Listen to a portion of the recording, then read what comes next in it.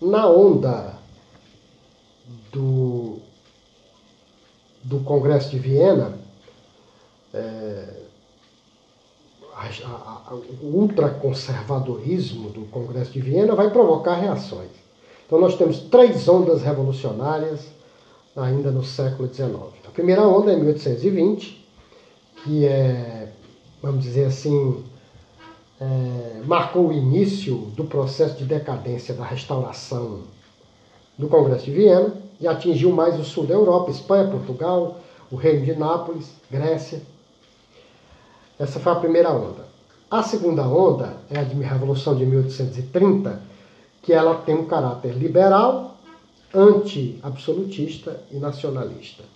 E o grande centro foi a França, com a Revolução de 1830, a derrota do rei Carlos X e sua substituição pelo rei Luís Filipe I, o rei burguês, o rei dos burgueses, o rei dos banqueiros, como é chamado na história francesa até hoje, por ter tido um governo ligado diretamente à burguesia financeira, banqueiros, agiotas, etc.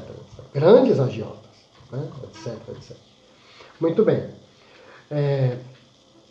Luís Filipe I, Luís Filipe d'Orléans, governou a França de 1830 a 1848, com mão de ferro. Com seu primeiro-ministro Jean-François Guizot, ele proibia qualquer tipo de manifestação.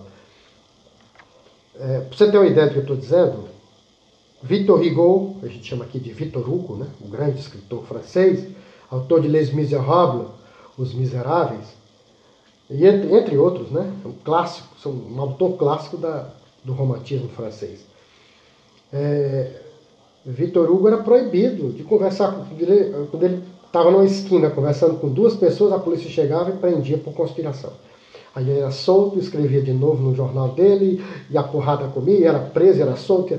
Uma vez ele foi expulso, né, da França, mas continuou escrevendo e criticando o governo francês. Então, como a oposição não podia sequer se manifestar, eles passaram a se esconder através das chamadas dos chamados banquetes. Um banquete é um jantar, uma festa. Tá? Enquanto isso, homens importantes se escondiam num cômodo da casa para conspirar contra o rei. Os espiões de Guizot descobriram, suspenderam, proibiram, né, o grande banquete que estava programado para fevereiro de 1848, e aí estourou a Revolução. Guizot e Luís Filipe I eram tão odiados que eles conseguiram unir contra eles grupos que deveriam estar brigando entre si.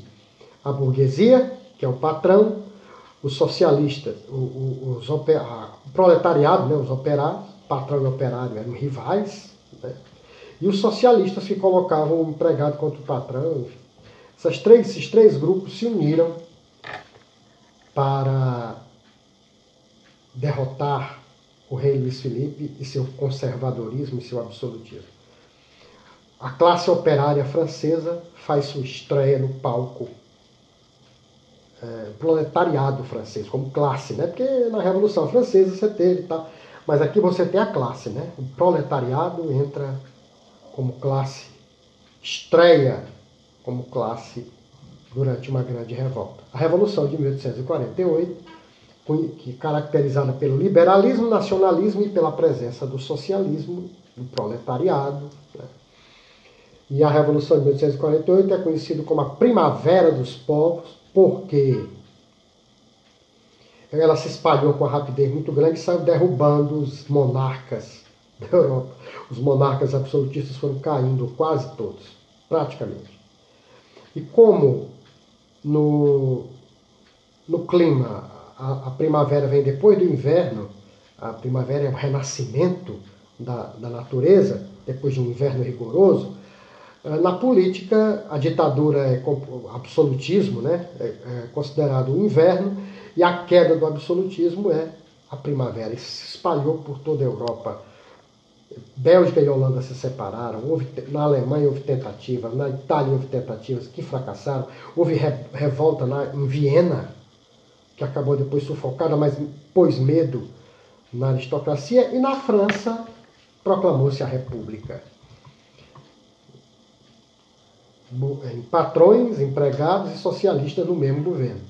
Não deu certo. Em pouco tempo houve uma grande greve, o ministro do Trabalho era o socialista Louis Blanc, foi demitido, e todos os socialistas expulsos do partido, operários expulsos do governo, e aí houve um massacre. O general Cavaignac amarrou gente na boca do canhão e disparou. Entrou para a história como carniceiro, né? Carniceiro de Paris, como os franceses chamam.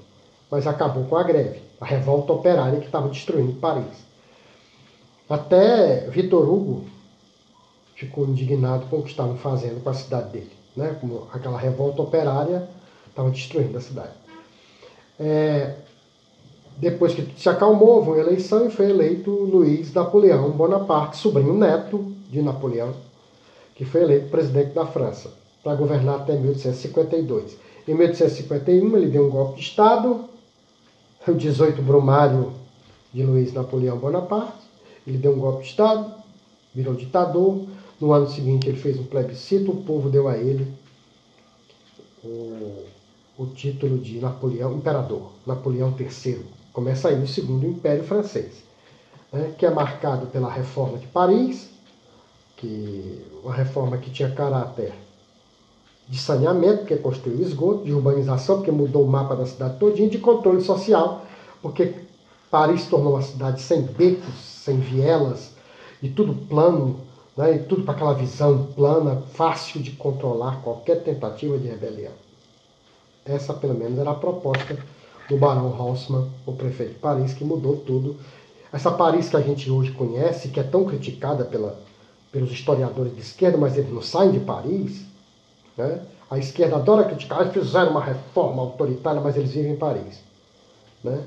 A cidade luz, a cidade planejada, que serviu de modelo para muitas outras reformas. Sim, reconheço que foi feito de forma autoritária, mas reconheço também que foi a única forma de acabar com a doença em Paris. Paris é uma cidade suja e doente. Não tinha esgoto. Foi feito todo o sistema de esgotamento, tudo, né? E foi a primeira cidade a ter iluminação pública, a bico de gás. Por isso, cidade luz, se via de longe, né? Além disso, ele fez muitas guerras, conquistou colônias importantes para a industrialização francesa, para fornecer matéria-prima para eles. Mas ele acabou ganhando a Guerra da Crimeia, mas fez uma guerra contra a Prússia, que perdeu. Os estados prussianos e alemães, né? Os estados alemães se uniram em torno da Prússia, ganharam a guerra. Napoleão foi preso, abdicou do trono, proclama-se a terceira república, né, francesa, e aproveitando-se dessa vitória, os prussianos proclamam dentro do Palácio de Versalhes a criação do Império Alemão, o Segundo Reich, o Segundo Império, né, que vai durar até o fim da Primeira Guerra Mundial. Na República, mal a República começa, o povo de Paris rejeita o presidente, Adolphe Thiers, e implanta uma experiência proletária no poder. A Comuna de Paris. Aí comuna não no sentido de comunismo, né? As cidades antigas, na Idade Média, quando se obtinham sua independência, eram chamadas de comunas. A Comuna de Paris, era o proletariado governando a cidade.